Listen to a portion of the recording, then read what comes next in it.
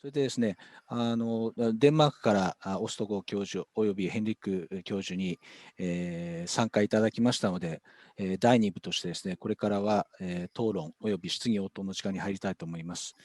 モデレーターは弊社の飯田所長が務めます。じゃあ、飯田さんよろしくお願いいたします。はい、ありがとうございます。ちょっと同時通訳の関係で、進行は英語で、やってくれということなので、これから英語に切り替えます。So, thank you for Henrik and Paul for both of your presentations. Hi. You're welcome. So now we have about half an hour's discussions and the Q&A sessions.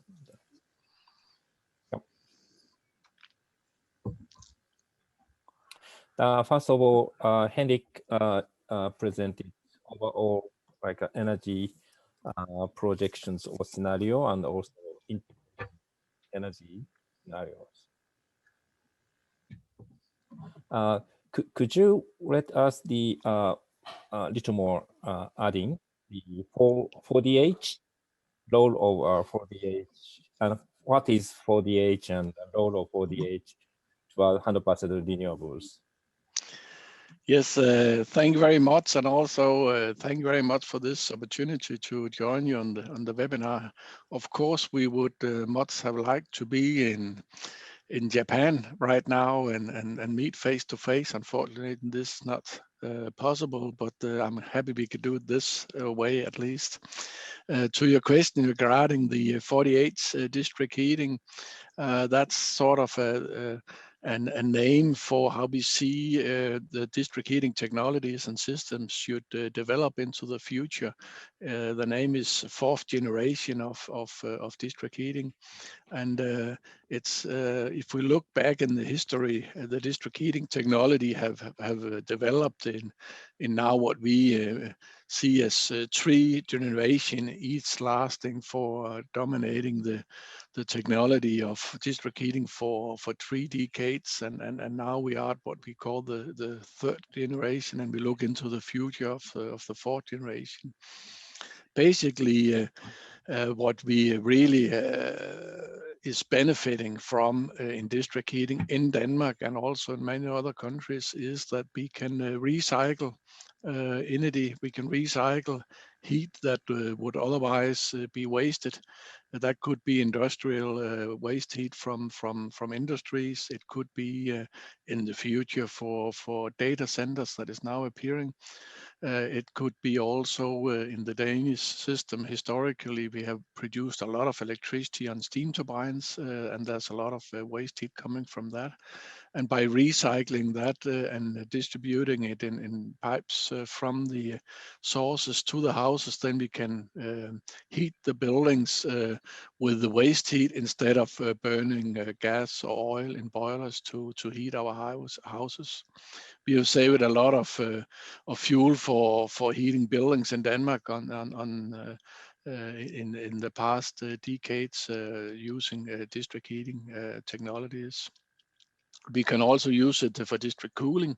Right now, for example, in Copenhagen, there's a district cooling system that cools hotels and office buildings and so on with cold water from the harbor, and also, of course, a cooling machine in the summer. And by doing that, we can decrease the electricity consumption for cooling with a factor of 5.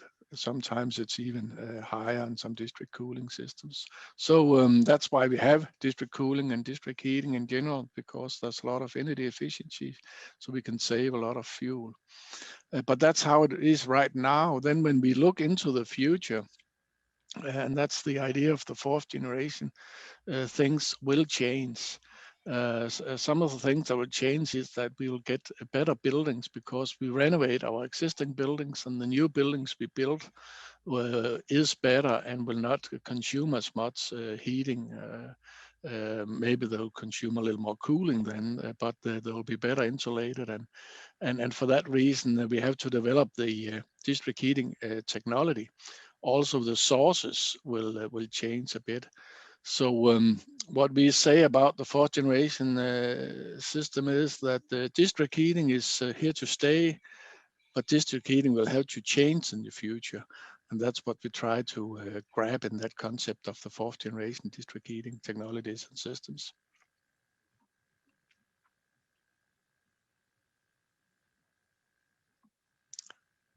Tetsu, I think you are muted.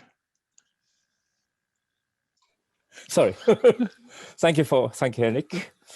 And yeah, we introduce you as a kind of father of 4DH, so that's why.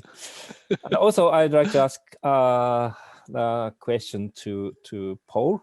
You are concluding that we are looking into heavily electrified electricity system based on the fluctuating the electricity like wind and solar, and also if you could add that also the role of district heating, including 4DH, into a fluctuating electricity system, especially the, for example, in a Danish system.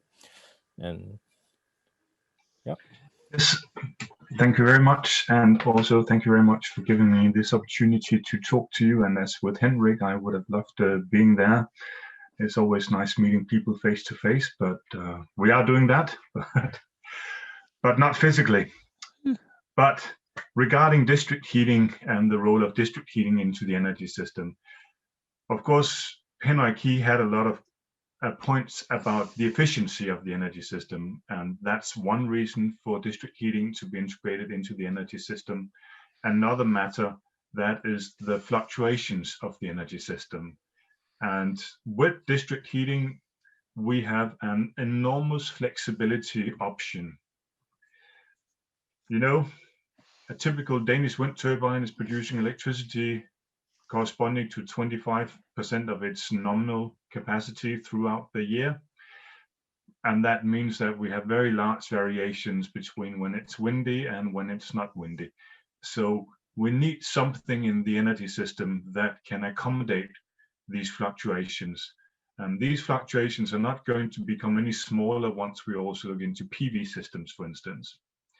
You saw the numbers in my slide presentation that the heating demand for a house is very large compared to the normal electricity consumption, for instance. So that means if we can activate the heating demand, then we have a very large reservoir for flexibility. So you saw the numbers, it's something like 18 megawatt hours for a typical Danish house. If you supply that with a heat pump, that corresponds to maybe 6 megawatt hours, which is maybe 50% higher than the normal electricity consumption in a house. But whereas the normal electricity consumption in a house cannot be shifted very much, there's very little potential for shifting the normal electricity demand, then the heating demand can be shifted. And furthermore, the heating demand can actually be stored.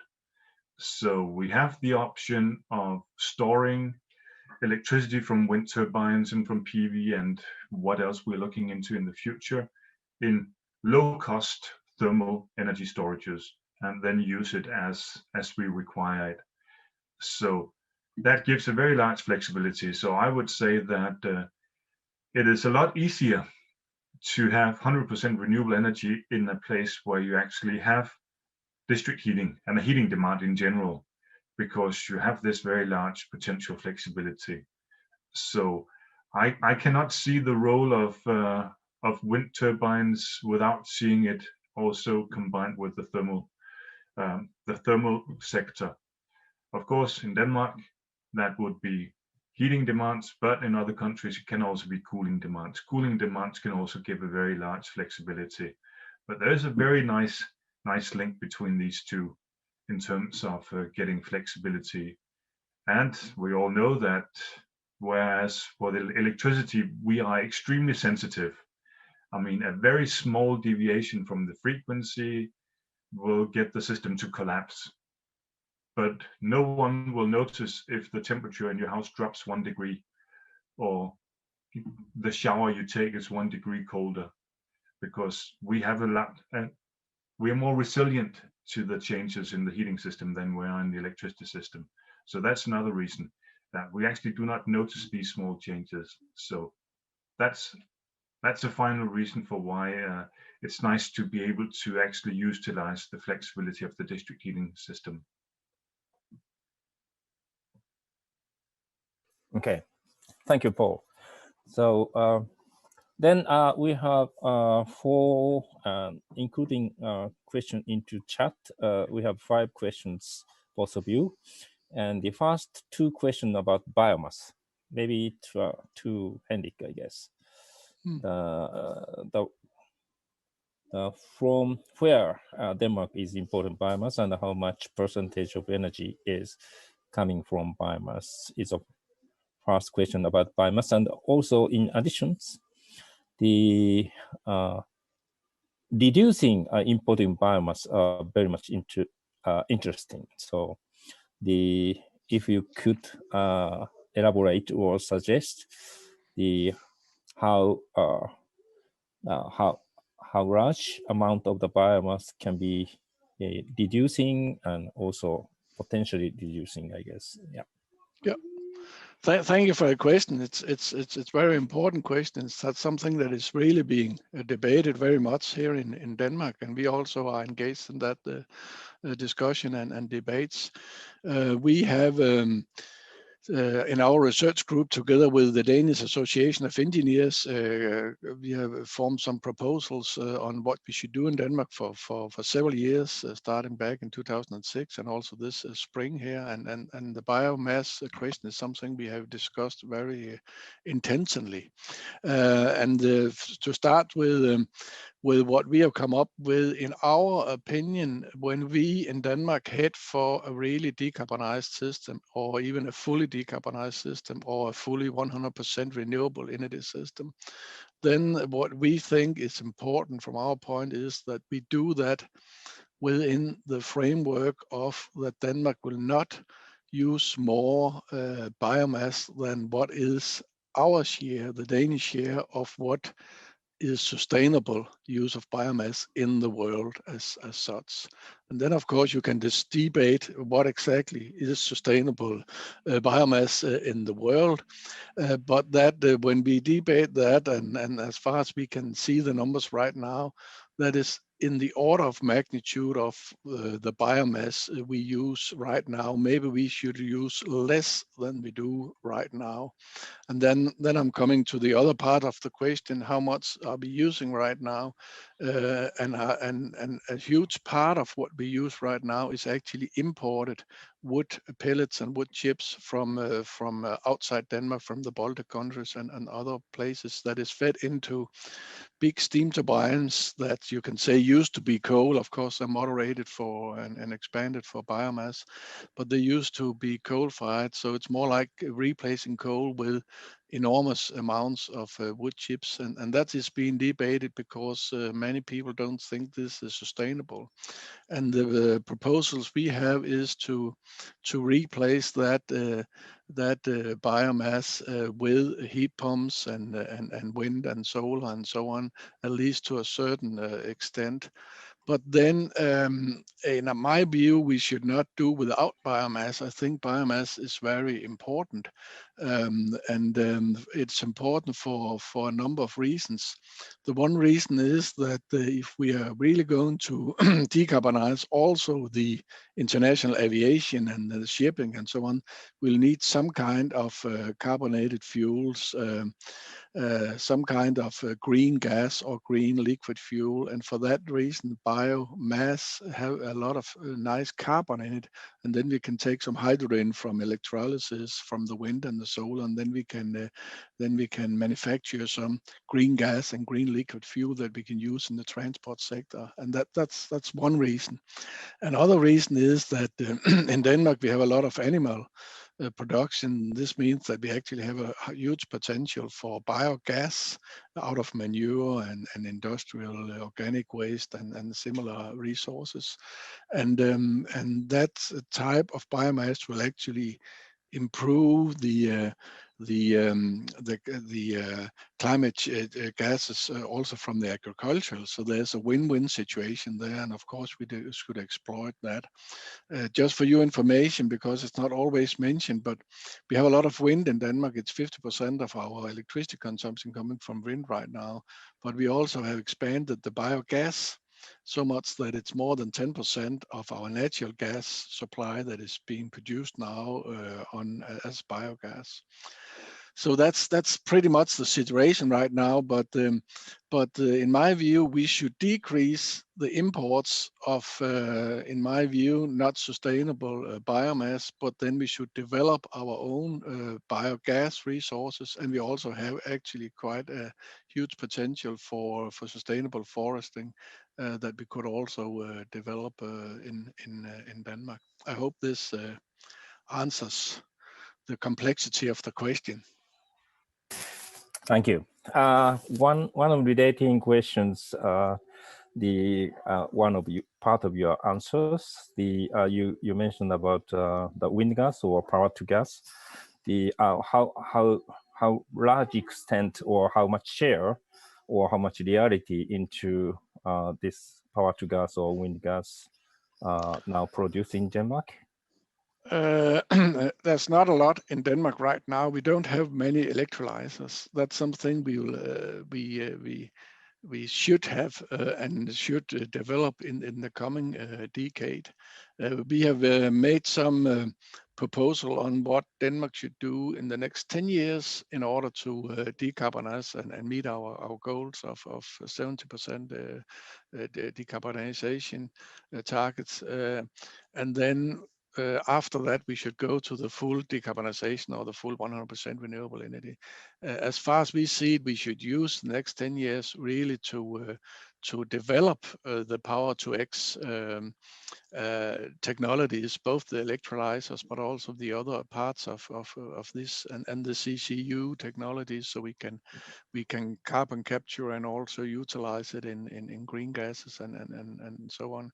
This is not something we have on the commercial scale, and we don't have it in Denmark as it is right now, but we put a lot of effort into it. And my view, we should develop this technology so that 10 years from now, when we have met the first part of our target, then this technology should be available and already a part of the system, but a smaller part. But then after that, it should really grow. And that's why the next 10 years is essential for us, together with you and other countries around the world, to develop these technologies so we have them in hand when we really need them in 10 years time and hopefully even before. Okay, thank you. So then, Paul, about the price, the spot price of the electricity market, how much in that time, how relating with renewable energy, especially wind and solar, I guess, and also the heat price, district heating is fluctuate or not? I'm not sure I fully got the question, but the electricity market in Denmark, the spot market, is extremely sensitive to wind and PV production, if that was what you were referring to. We have very large fluctuations in the electricity market, and that is actually one of the interesting points in the future because of the design of the electricity market, that you are typically bidding on the electricity market with your short-term marginal cost. So your production cost of increasing your production by 1 kilowatt hour. And for PV and for wind turbines, they are very close to zero. So they are actually in the current system relying on other producers to set the price. In a marginal price market, you will have the last bidder who gets the bid accepted will be the price setting unit.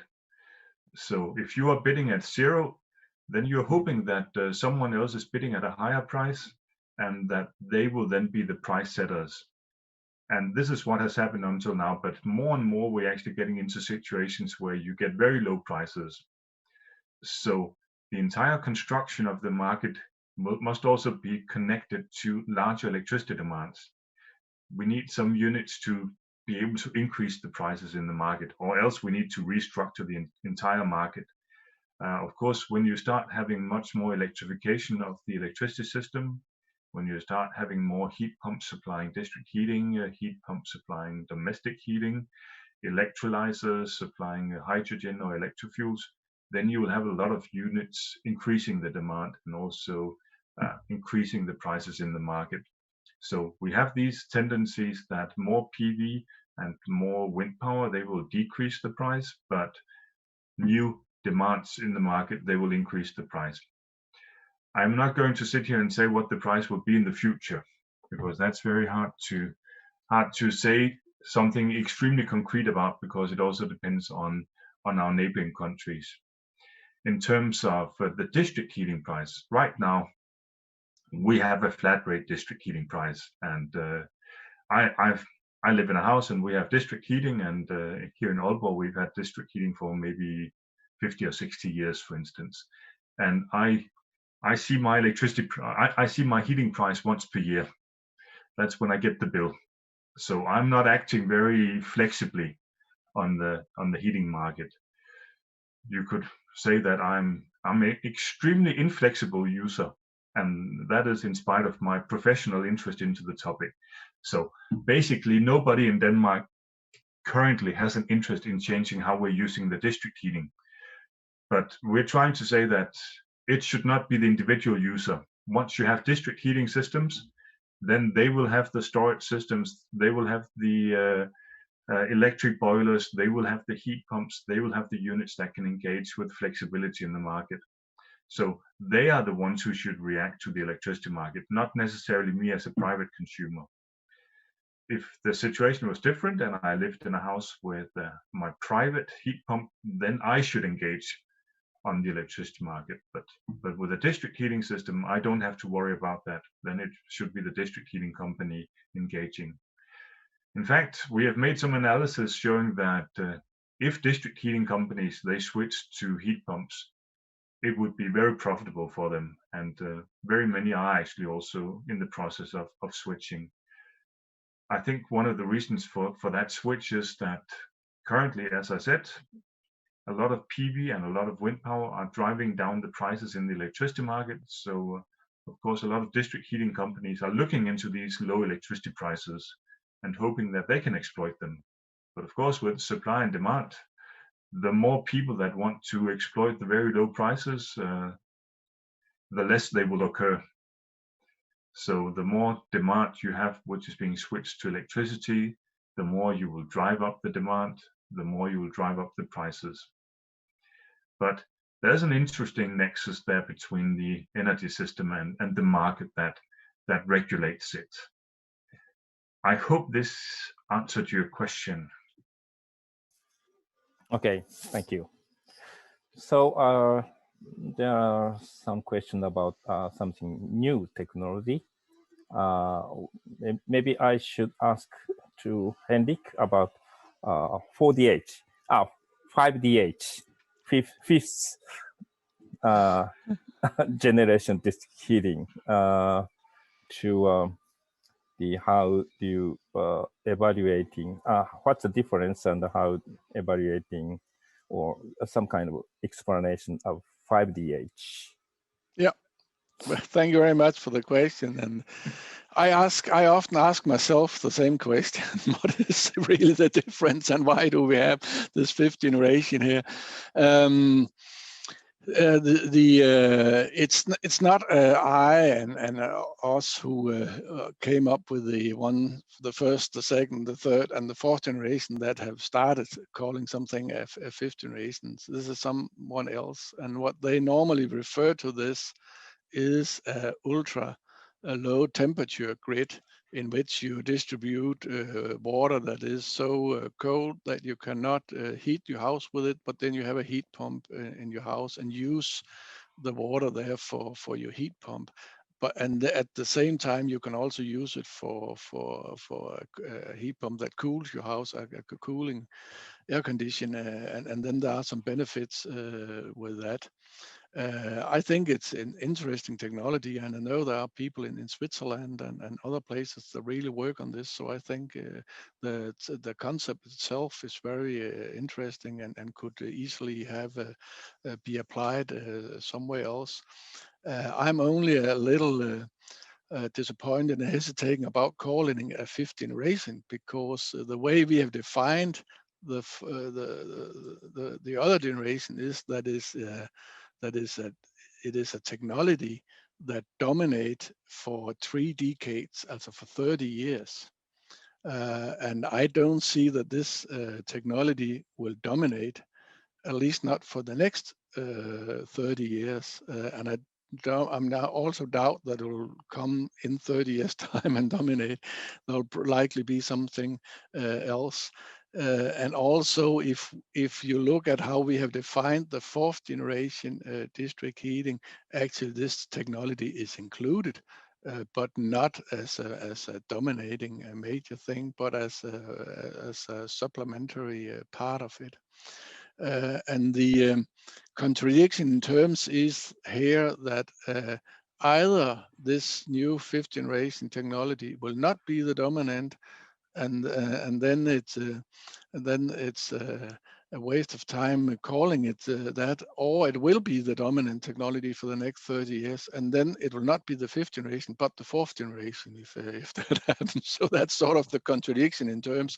So personally, I would have preferred that the promoters of this technology, inclusive myself, because I think it's a very interesting technology, would call it ultra low temperature district heating and cooling system instead of calling it a 5th generation. But some people have started calling it that, and that's sort of a name that maybe glue or stick to the situation. But where it's also a little bit of a problem is that when we came up with the concept of 4th generation, it was sort of to signal that district heating is here to stay, have a huge potential all around the world, in Denmark, in Europe, and Japan maybe, and many other places.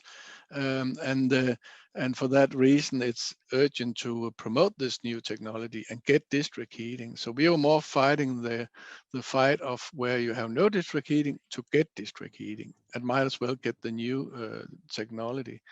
And now it's a little bit like we have started an internal fight between district heating promoters, if we should call it a 5th or 4th generation.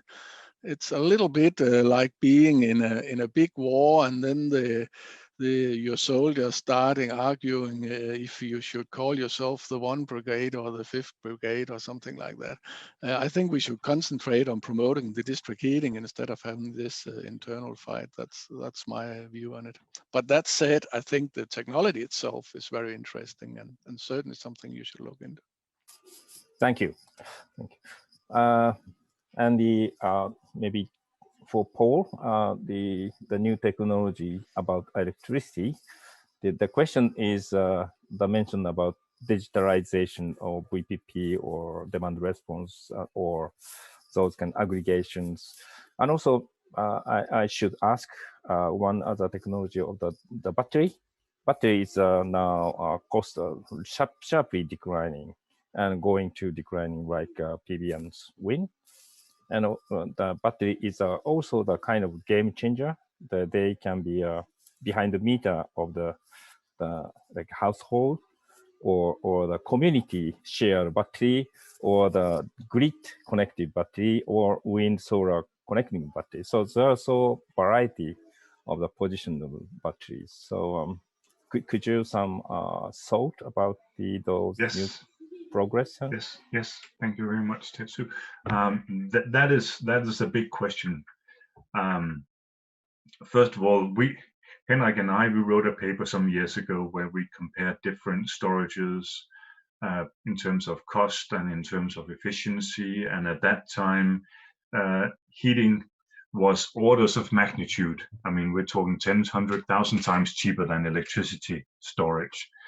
And even with the price decreases that we are seeing, we are not seeing so to speak, a logarithmic decrease in the price, but we are seeing a dramatic decrease in the storage price, or a significant decrease in the storage price. I have not seen prices that are sufficiently low to warrant that we have a large-scale implementation of batteries in the energy system. I would still say that the options that we have in the heating sector, as I spoke about previously, that is something that we should exploit first, because it is so cheap and it is so efficient, and it's really low-tech technology. You don't require any fancy materials. You don't require rare earth minerals or anything basically. You just need stainless steel or concrete or something like that, or a hole in the ground with a tarp covering it. So the technology is extremely simple and it's extremely efficient and it's very cheap. So we have some good reasons for still using heating for storage. When we are looking into electrofuel production or maybe synthetic gases, there we also have some storage options that are cheap. And we should, of course, notice that we're going to have to produce these electrofuels or synthetic gases anyway to cover demands in transportation and industry. So it's not something that we're simply producing to store it. We're producing it with flexibility so that we can use it for other sectors, to electrify other sectors. So therefore, we will also have some inherent storage capability in those sectors. And that brings us to electricity storage. Yes, electricity storage can have a role, but it should not be our first option. It should be our last option because it's really expensive still. It's expensive and it's relatively inefficient compared to the others. I'm not saying that it should not have a role. And of course, if something was invented that was extremely cheap and very efficient, then we would all go for it immediately.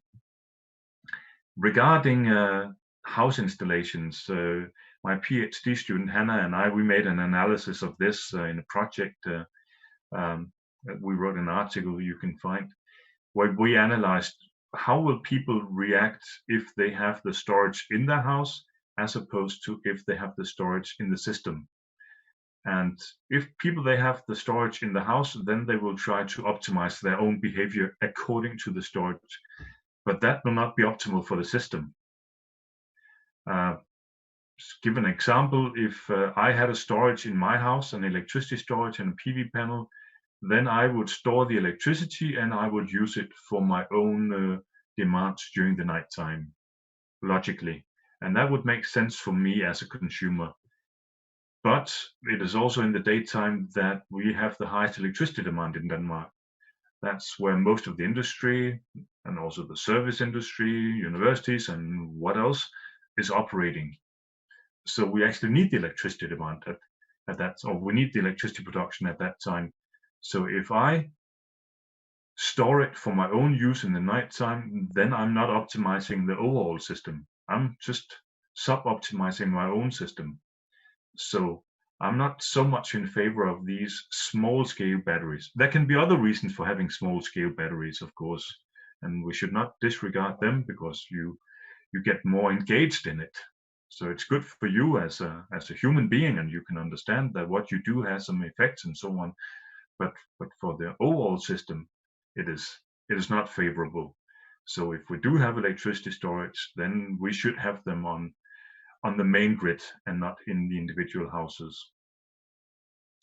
I hope this answers your question. Okay, thank you. So very interesting. The time is approaching to end. So and also Paul should run for kindergarten.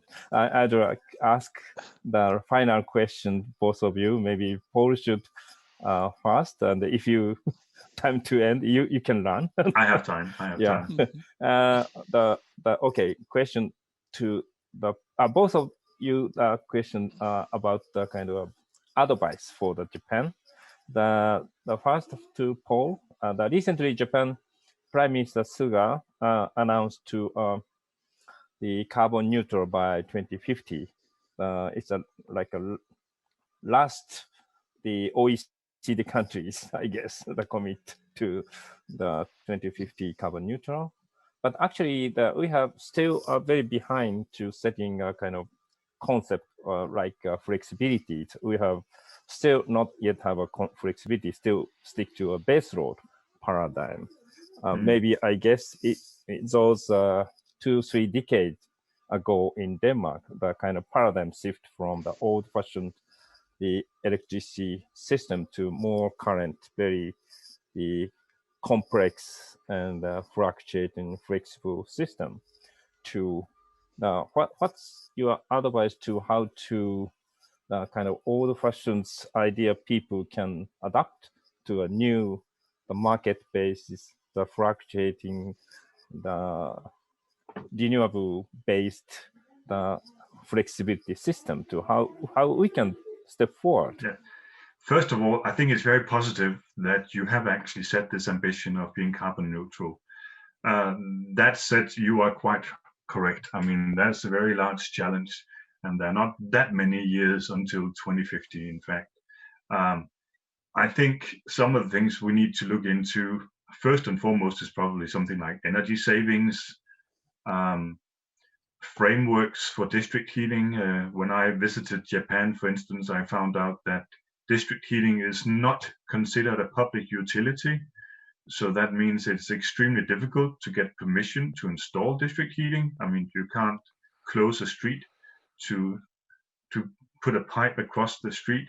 And living here in Aalborg, where we've been doing this for 60 years, they're always replacing something somewhere. So we're used to that because there's a continuous upgrading of the system. So I think some of the framework conditions need to change, that, for instance, district heating gets permitted. I'm not quite sure what your building code is in Japan in terms of house heating, but that is something that we've been working very heavily on in Denmark for the last 3 or 4 decades. We have increasingly set higher standards for when you're building new houses. How much are you allowed to use per square meter? It's not you as a consumer, but when it's being constructed, there are very strict requirements to how you build. So first and foremost, I think that a focus should be on demand reductions, energy savings, framework conditions for district heating that actually allows it and accommodates it. Maybe something that also factors into the equation that these are actually long-term investments. This is not something that if you have a company which is used to having a profit of 20-30% of the annual turnover per year and a payback time of 1.5 to 2 years of investments, this is not going to happen.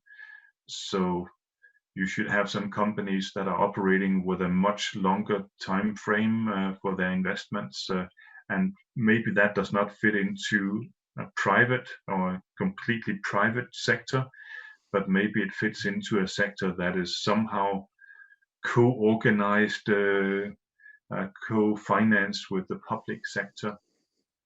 For instance, I don't think that any company could envision starting up a district heating system in Tokyo, but you could, from a political side, establish such an organization, and you don't have to pay them, so to speak, but if you can at least guarantee the loans they have to take out for long term.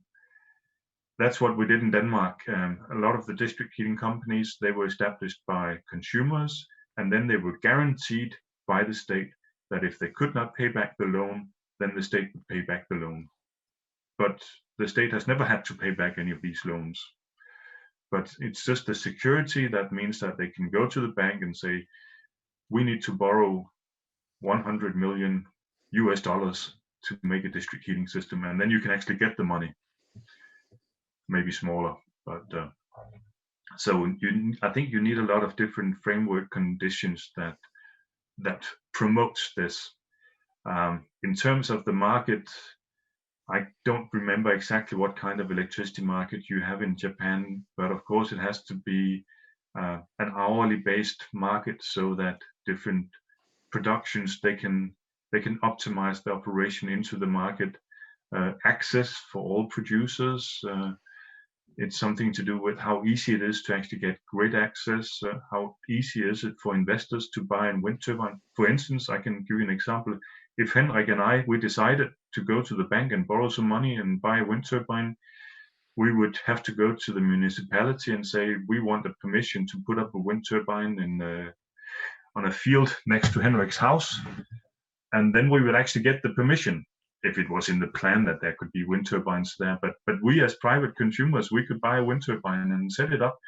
And the electricity company, they would be obliged to connect us to the grid. And they would be obliged to pay a reasonable price for electricity. So that's how wind power developed in Denmark.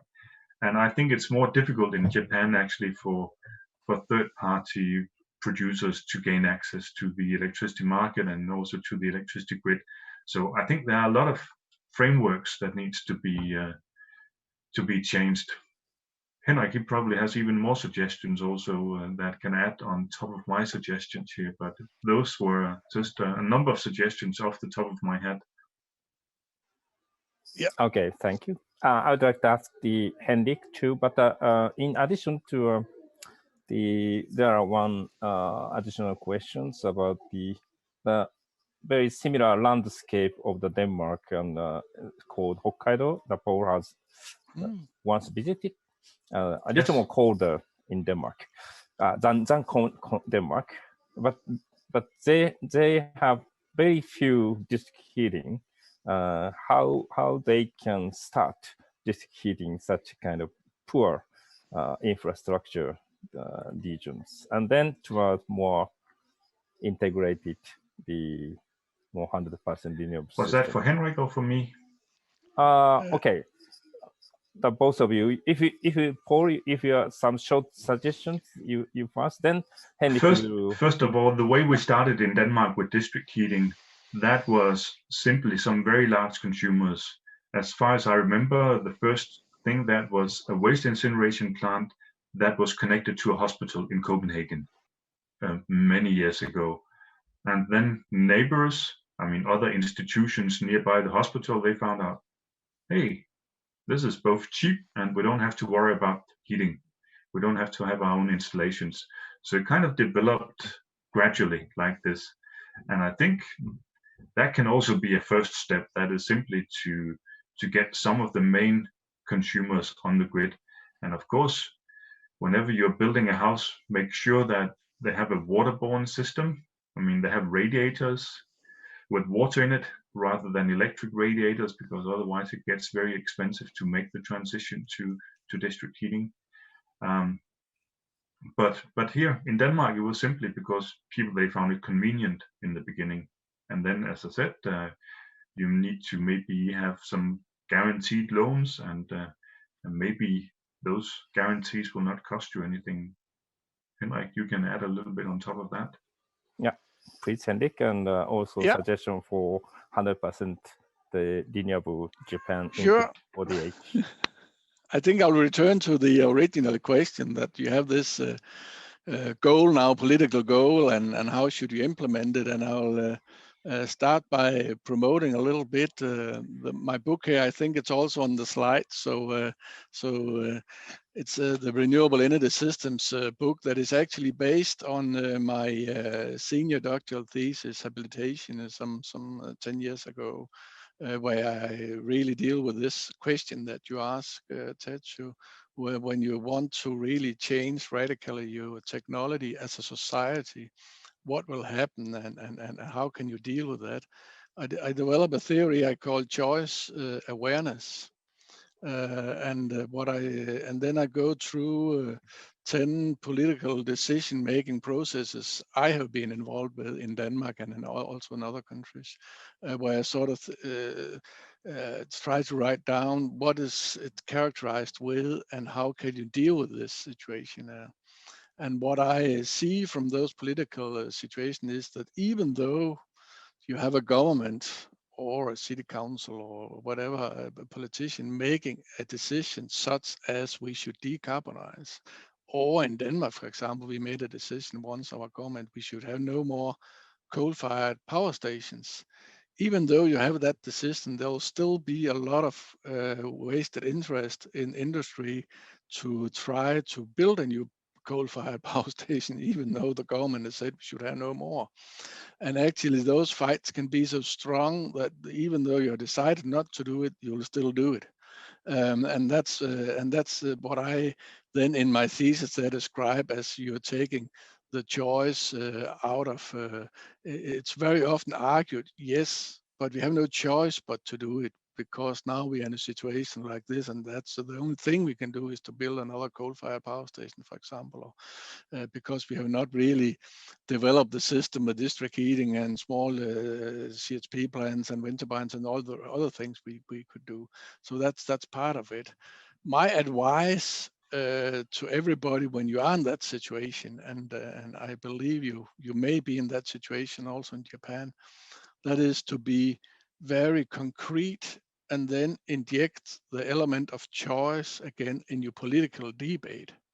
Meaning that when somebody says, yes, we have no choice but to go on as we used to do, then you actually say, yes, we do have a choice. And the best way you can do that, there are a number of recommendations in my book, a number of steps you can take, but the very important first and essential is to be concrete in the description of what could we technically do, physically investment do, instead of building that coal-fired power station or whatever that might be of the existing technology. Exactly how many wind turbines or CHP plants or insulation of the houses or district heating grids should we build? And then you can be very comparative on the different investments, and then the next argument would be, yes, but it's so costly, but then you can calculate the cost, and then the next argument will be, yeah, but it will not it's not technical reliable, but then you can describe how technical reliable it will be and show other countries that maybe have done something similar as we also showed in Denmark. And so that's my advice in the situation here, to be very concrete and specific on what is that exact alternative you should invest in terms of wind, solar, district heating, and energy efficiency, and renovation of houses, heat pumps, and all the different things you need. The more concrete and specific you are, the better chance you and your government stand in winning that battle and actually getting the political target implemented by 2050, or hopefully even before, because maybe we need to do it a little more urgently than 2050, all of us. So that would be my advice. Thank you, Henrik, and thank you, Paul. Very exciting and very the meaningful discussions, and very inspired us to. It's a timely to now Japan's all over the kind of starting discussions of the carbon neutral to 2050, but very still something chaotic, the discussions. But so today's both of your presentations and the suggestions must be one of the kind of the beacon for us to yeah, thank you. So then yeah, then I'll switch Japanese, and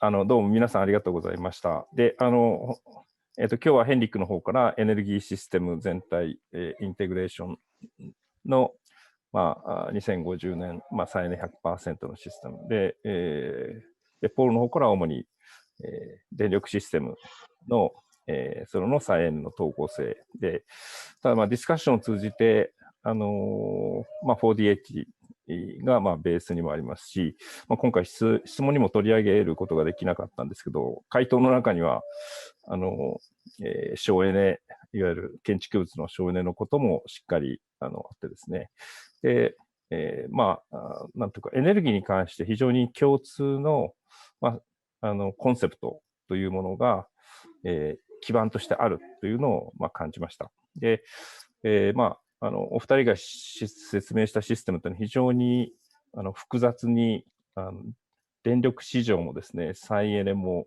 いろんなものが統合されている、複雑システムなんですけれども、これは一つ一つ合理的なものを積み重ねてきた結果として出来上がっているんじゃないかというふうに思います。で、日本はそこをちょっとすっ飛ばしてですね、いきなり水素とか、いきなり蓄電池とかですね、合理性を超えた、思いつきのようなものが、で、一方で原子力とまだ石炭を増やすといった話があるので、やっぱり一番ベースの、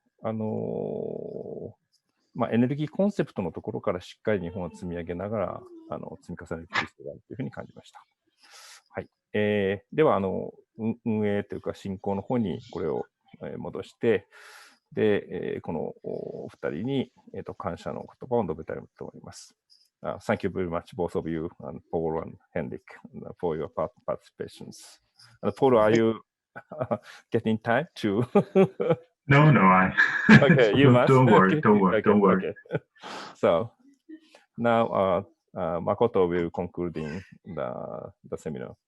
But also thank you from my part. It's been a pleasure. Thank you. Very thank you. ポールさん、それからヘンリック、飯田さん、ありがとうございました。ですね、最後にいくつかお知らせをしてですね、この回締めたいと思います。ですね、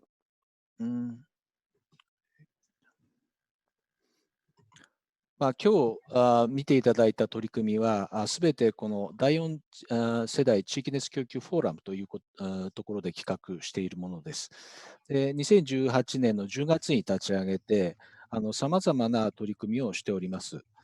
で例えばですね、一つのアウトプットとして、成果品として、この春にですね、第4世代地域熱供給ガイドブックというのを出版いたしました。また、今回は国際セミナーでしたが、国内向けにも何度かセミナーを実施しております。7月の10日に第1回の 4DH フォーラムオンラインセミナーを行いました。から続いて第2回目はですね、9月28日に開催しております。また、日本太陽エネルギー学会の学会誌の方ですね、Journal of Japan Solar Energy Society の46巻、第5号ですね。で、こちらの方でも第4世代地域熱供給とスマートエネルギーの特集を組んでおります。こういった一連の活動にですね、とか今後の研究にですね、ぜひ皆さんにも参加していただきたいと思いますので、すべてこれらの情報は環境エネルギー政策研究所 ICEP のホームページからご覧になれます。ぜひご参加ください。で、最後になりますが、会議の途中にですね、初めての経験ということもあって、通訳の音声が聞き取りづらい時があったかと思いますが、何卒ご容赦のほどをお願いいたします。お詫びすると同時にですね、今後改善に努めてまいります。で、皆さんログアウトするときにアンケートのページが出ますので、ぜひ、そういったことも含めて、今回感じられたことも含めてですね、アンケートに、記入の上、我々運営側にもご意見をいただけたらと思います。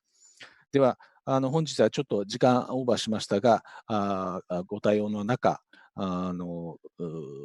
本ウェビナーにご参加いただきまして、誠にありがとうございます。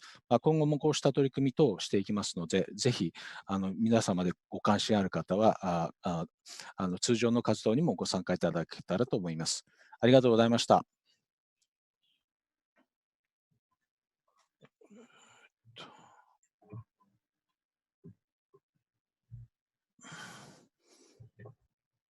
Thank you, Paul. Thank you, Thank Henrik. you. Thank you. Thank you. Next time, see you in Denmark.